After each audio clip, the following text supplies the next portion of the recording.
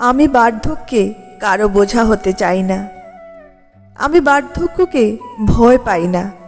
বয়সের সংখ্যা বাড়তে থাকলে আমি অস্বস্তি বোধ করি না।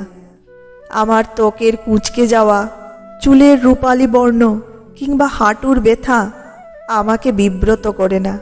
আমি জানি বয়স মানেই পরিবর্তন, শরীরে, মনে, জীবনযাপনে। আমি একাকিত্বকেও ভয় পাই না। সময়ের সাথে আমি বুঝেছি একাকিত্ব কারো শাস্তি নয়, বরং নিজের সঙ্গে সময় কাটানোর আরেক নাম।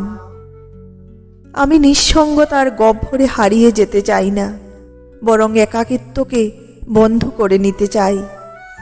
নিজের ভাবনার বিস্তীর্ণ আকাশে উড়তে চাই মুক্ত বিহঙ্গের মতো। কিন্তু একটাই ভয়, তাড়া করে ফিরে আমি যেন কারো জন্য বোঝা না হয়ে যাই। আমি যেন কারো জন্য দায়িত্বের ভার হয়ে না দাঁড়াই, কারো জীবনের হিসাব নিকাশে এক অপ্রত্যাশিত সংযোজন হয়ে না থাকি। আমি চাই না কেউ আমাকে শুধুমাত্র করুণার দৃষ্টিতে দেখুক।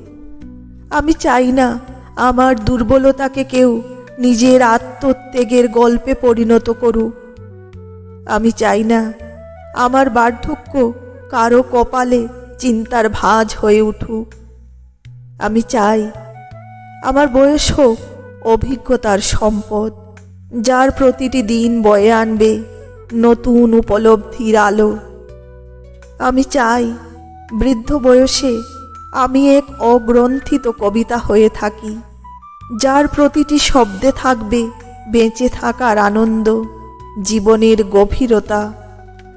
আমি চাই আমার শেষ বয়স হোক এক কাপ ধোয়া ওঠা চায়ের মতো, যার প্রতিটি চুমুকে থাকবে অতীতের উষ্ণতা, জীবনের গল্পের মিষ্টতা আর একান্ত নিজস্বতার প্রশান্তি।